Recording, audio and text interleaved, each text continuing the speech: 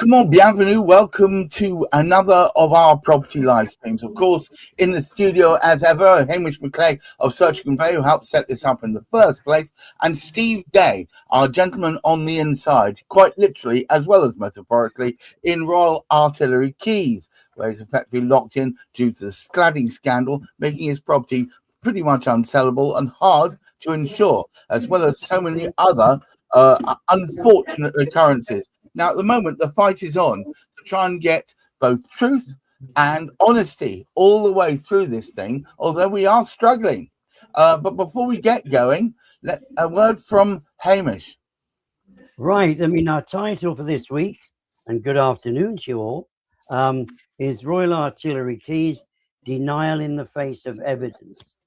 And this is such a challenging thing, and it should not have been carrying on. This denial has been going on for 6 months, and try as much as the residents and many other people concerned have actually requested that denial be denied almost. The council will persist. Not only do they persist, as we get closer to these elections coming up, they're trying to throw, if you like, they're trying to throw it back and suggest there's nothing wrong with what they said. And basically it's the residents or anybody who tries to complain about it. We know this about the council. They've cut down the amount of time you can actually speak at a meeting. The public can speak at a meeting. And the number of people who can actually sort of do the speaking as well. And any attempts that have been made to bring the topic up of cladding with Greenwich Council, they've made it go in such a way, the meetings, that it's been impossible to get in a word in edgeways about what the seriousness of the situation is. It's a form of filibustering, isn't it, really? Oh, absolutely filibustering. But the worst of it is alleged remediation is taking place. It's not removing the most dangerous of the panels that are in place. And it's largely because of what the council have said that basically the builders are able to get away with this shocking, both a remediation, which puts pressure 2 years to actually sort it out on each of the different sort of blocks. I mean, where Steve is in Royal Artillery Quays, we'll do it another week, but we'll actually demonstrate so we can actually look out the window and see where this cladding is. It's not the topic of conversation this week. However, they're being put through this for 2 years, and it makes no bloody difference whatsoever at the end of the day. The costs are still there, the fire risk is still there, yet they've had to tolerate this inconvenience for 2 years.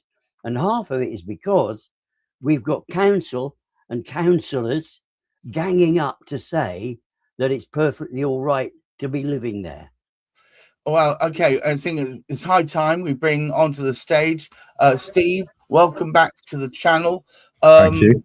I believe it's turned into a right old bun fight. Well, let's just remind the viewers what's happened. So we've got 8 tall towers at Royal Artillery Quays in Woolwich, and unfortunately, due to the watered down remediation standard, PAS 9980, they're only going to be taking some of the combustible material off. And now that same combustible material is banned on new buildings, which is a real problem for the insurance and safety of our future. And also, as I've said on many occasions, this XPS cladding that they're leaving on is pretty close in its material content to firelighters. It's extremely flammable, and it will drip down and provide exactly the same problems that the cladding burning happened in Grenfell. Sorry to jump in there. So you can see why we're concerned it's staying on our buildings when we're told it's being remediated.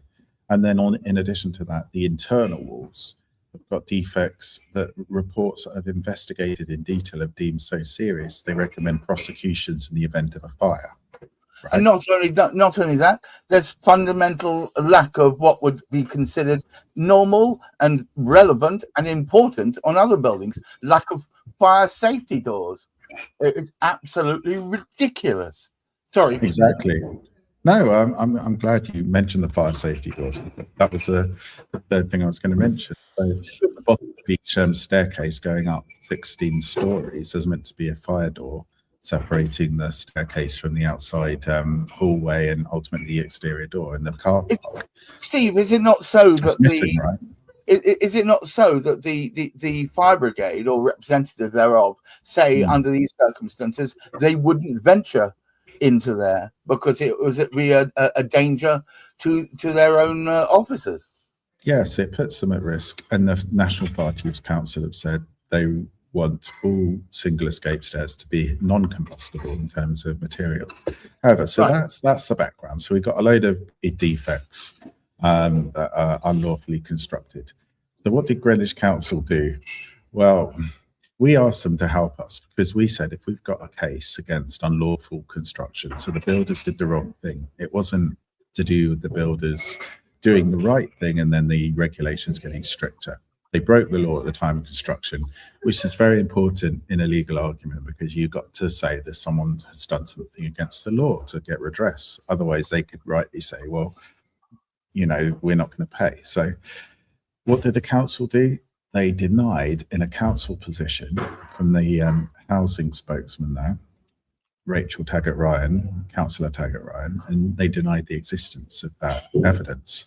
So the evidence that the council themselves found of those missing fire doors at the bottom of the fire escape stairs, they ignored the numerous reports we sent them, including those internal defects, saying their prosecution should be considered, that's so unlawfully dangerous, and also many other reports, including from the fire brigade, an enforcement notice saying it was illegal, and also a signed court submission saying the building regulations at the time weren't followed. So they had a raft of evidence. So of course, as anyone that's followed cladding matters will know, we've spent nearly a year since May last year trying to fight the council to get them to just retract this simple position.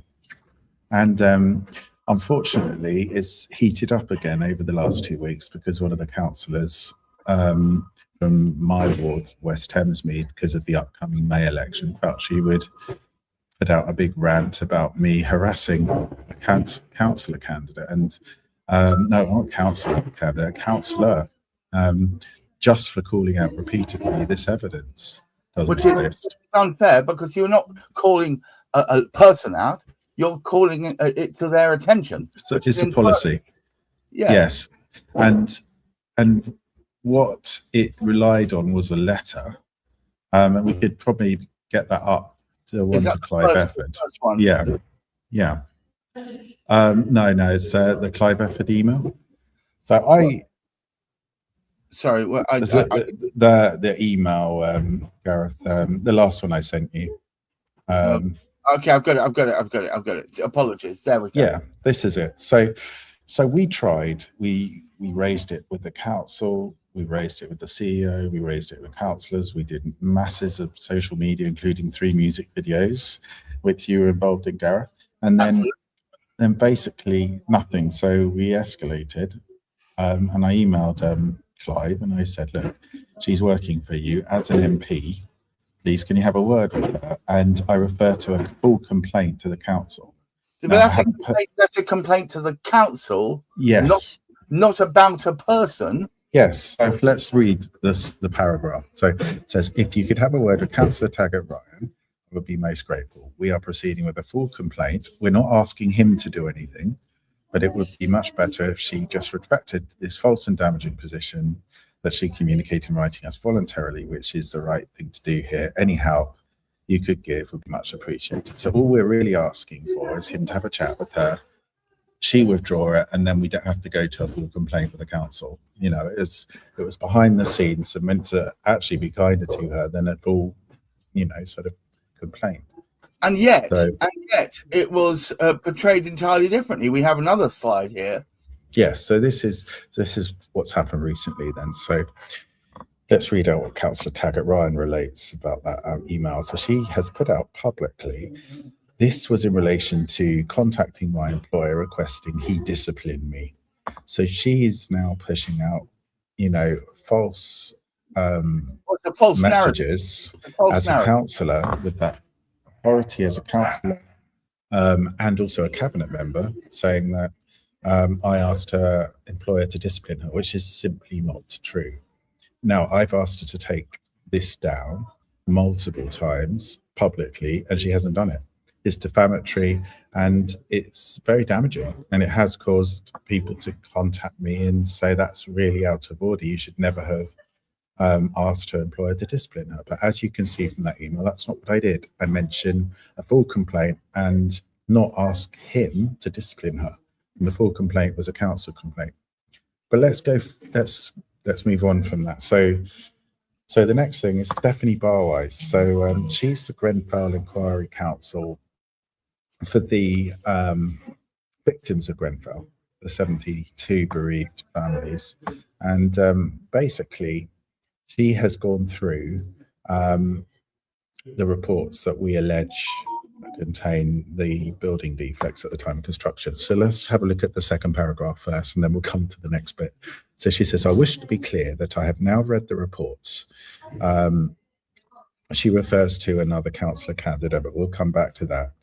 But she says, I am clear that whilst one report incorrectly suggests the render cladding itself breached contemporary regulations, and this is the key, the reports do show various serious breaches in the fixing method of the cladding system and internal compartmentation defects. So she is in agreement with our position, and she goes further. Basically just pointing out the evidence that is there. She's not drawing an analogous response to it. She's not coming up with opinions of her own. She's just pointing out that it's there, written in black and white. Sorry, you continue. So obviously she's now responding to another councillor that's come into the mix, councillor candidate for West Thamesmead Mooring. So this is coming up for the May elections, and what he's done is he's posted on a WhatsApp group basically saying that, you know, I'm misquoting a lawyer and she doesn't understand the issue, and I'm wrong that she supports me, and she clearly hasn't read the evidence. Well, she posted that, and underneath she's referenced the WhatsApp message.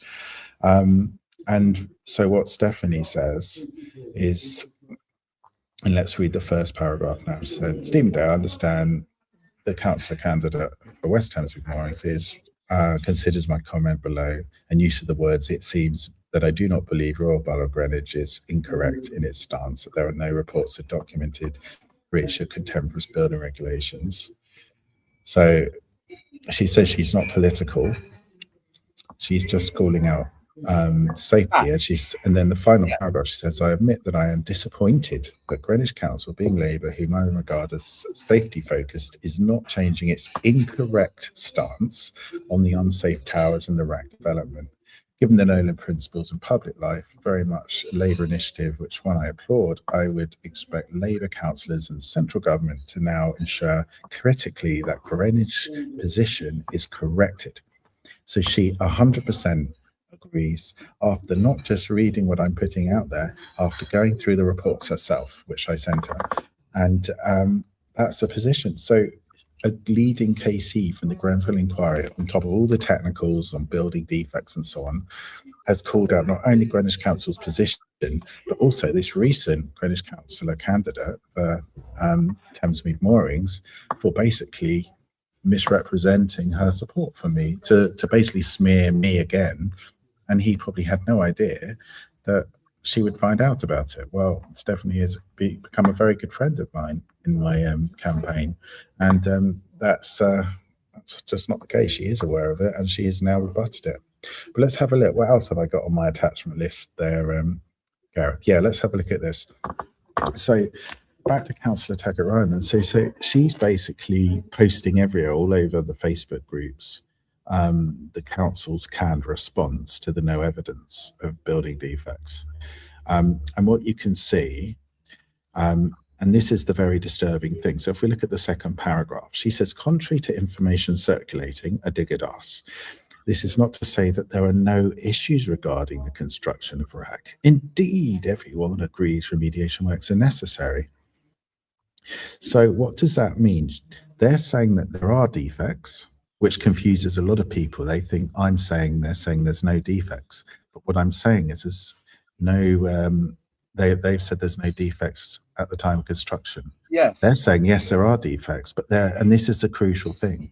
They're implying that it's because the regulations have got stricter, and that the builders, Barratt, have done everything right, and that it's just the fact that Grenfell has caused the regulations to change, which is insidious because that invalidates our court claim and proceedings if we want to claim that the builders have done the wrong thing. If I may simplify it, what they're indicating is that they're agreeing that there are problems now, and there are problems there. It's just that the methods of the strictures that they were following back then weren't strict enough. And it just so happens that they're stricter now, so they're putting their hands up. Oh well, it's changed, so I guess we better do something about it now. But it wasn't against any of the strictures we were working at before, which is entirely untrue because it was against those. And so it's a fundamental issue here. Absolutely, but you can see how insidious this reply is. And then if we look at the first paragraph, sorry, if you could just go back to that. It says. This is basically the slapdown on my campaign and our campaign at RAC. It says the council is concerned, they're not concerned, that comments made on behalf of the council have been misinterpreted or misconstrued. So they're also casting doubt on the campaign. Yes. And basically, so they're starting with that we don't know what we're talking about. They're confusing the issue, saying that, of course, there's defects. There's a whole load of scaffolding up. How on earth do people think we don't think there's defects? But holding the same position that there's no evidence of unlawful construction. So therefore, their position is, yes, there's defects, but Barratt's done everything right, and you've got no chance to get them to take any more off than they're allowing you to get off. And that is what the council have done to us. Now, we have pushed the council, we've pushed the MPs, the local MP Abena. She knows all the issues and she hasn't come back to us. And then we've had some support from the Grenfell Tower Trust. They write the price, and they publish this on Twitter. I don't think we got a picture of this, but I'll read it out to you. The sentence says the price of not listening has cost us 72 people dead and hundreds losing their livelihood. And this is addressed to Greenwich Council. Do the right thing. Listen to your residents, right? Well, that's the thing, you see.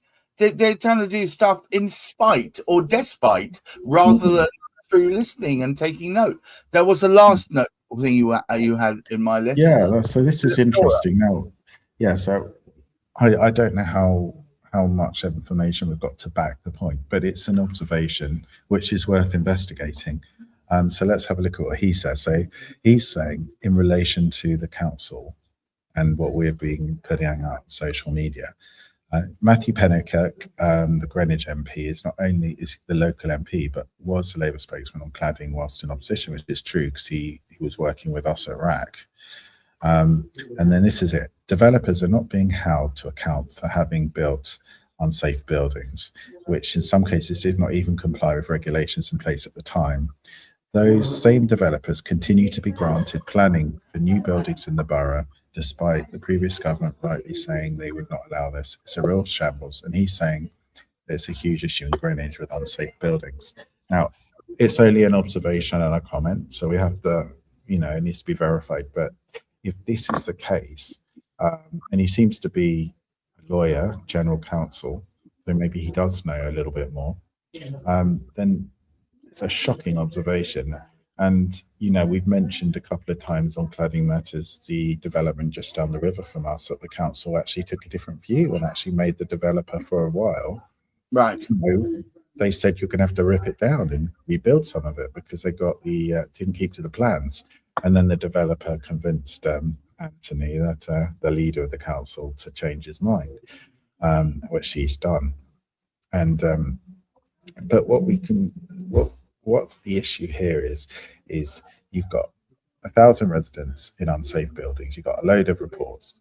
They go to the council. The council firstly undermines their motion by pulling out at the last minute. A Labour councillor co-signed it and then pulled out after, so it couldn't be heard. Then in a full council meeting, the Conservatives did another motion, and then during that council meeting, they tried to smear me in front of 100 of my residents that had come to watch, and said the London Assistant Commissioner did not give you an enforcement notice confirmation, which was not true, because she had. I got the email and I was going to hold it up in the council, but they wouldn't let me speak. And after that, the motion was heard, but right at the end of the meeting, sort of at 10 o'clock at night, I was only given a short amount of time, and then it was completely dismissed by the Labour vote. And then I was threatened with harassment, and then they denied the evidence existed. And then multiple times I've tried with the residents who have also written in to get it retracted, and they put out these statements, that gaslight us, as we've seen. They've given the fake impression that it's the defects aren't due to Barratt doing anything wrong. Barratt's done everything right, and it's just the regulations have got stricter. They've said we have misinterpreted and misrepresented them, which isn't true. And finally, you've got Rachel, Councillor Taggart-Ryan, rewriting the truth about the email I sent her boss, saying that I asked the boss to discipline her. And finally, a new councillor candidate for West Thames Maureen, saying the Grenfell Inquiry Council that's backed me doesn't back you. All right, so look, we need to call this the time, I'm afraid. Before we do that, I want to issue an invite to any representative from Greenwich Council. If they would like to come on here, we will give you the floor and listen to you acutely, not interrupt, and allow you to put your case here, because it seems very clear, A, that you're not listening to your residents, B, that you're not willing to retract statements which are blatantly untrue, easily provable. The evidence is there. It's we don't have to make it up or go searching very far. It's very visible. And B and C, and this is most important of all, you're not working with the very people who are promoting the welfare of the residents of RAC and other similar blocks. Now, we would love you to come in here, because obviously we've misunderstood. We've misunderstood the assignment, and you are going to set us straight. So I'm going to invite you unreservedly. I will stay stum. I will not say a word, and you will be able to come in here and set us all straight as to why it's fine to leave flammable panels, XPS panels on these things, why that is supposed to be an acceptable way forward, why it is acceptable not to have fire safety doors on these blocks, and why that was never in contravention to the original safety briefings back when that was built. I would absolutely love you to come on here and do that, and I'm sure, Hamish, you're in agreement with that. Hamish, well, the thing was something we said last week. We had an open invitation there, not just necessarily somebody from Greenwich, but somebody within the industry who can turn around and say why this is. But this is not. We've got a situation at the moment. I mean, Steve's trapped because he's actually in a flat that's basically going through these procedures. So he's trapped within that now. We hadn't intended spending time on speaking about the council, but it won't be the only council which is undermining what the residents are saying about their properties. But Hamish, this is the end of the wedge, isn't it? Oh, absolutely, because it's going on throughout what they've done. We really would be rather useful to get one of the Welsh gladiators on here, because they've had some systematic they systematically spoke to their government, which I can't remember what they call it. Is it synod?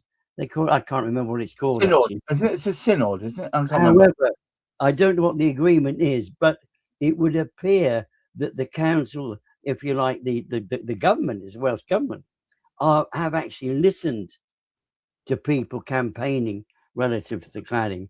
The local council aren't doing it. The MPs aren't doing it. Other than as we know, there are some MPs, but not attached actually to sort of the area where sort of Steve lives particularly. But but it's the Labour government themselves at the top of all of this who are really allowing all of this to go on. And for whatever reason, there is no need for it. Just a simple statement needs to be retracted. It was unsafe at the time of building. And basically, all we need to do is retract that one single statement, and all of this, everything else would go away. Not necessarily, because still the property is not being remediated the way it should But be. wait, at least we be working from a position of truth and clarity. Thank you so much, Steve, for, as ever, being, oh dear, apologies, for being absolutely in the midst of it and fighting for peace. And I appeal to all residents of RAC to please see the truth of what Steve was trying to achieve here. It's not personal aggrandizement, far from it. It's about trying to achieve safety for now and safety moving onwards into the future. Thank you, Hamish McClay, for having taken notice of that and helped set up this channel, which is to help bring to light the very truth of the situation. And I thank you guys for watching. I see a bunch of you flooding in and out. I guess this is one of those Fridays. Please do watch back. You'll see, if you look back on the over time on the channel, which is Spilling the Proper Tea, which is on YouTube, you can go back and look back over previous issues of that, and you can see how we built up to this moment. The truth needs to come light. In the words of David Duchovny on an old television show, the truth is out there, and we will find it and bring it to light. Thank you much for everyone watching, and until next time, keep your feet on the ground, keep reaching for the stars, and please, at this difficult time, look after your mental health. Until next week, goodbye. There's a tale about some folks with hammers and some nails. They'll polish you the moon, but they would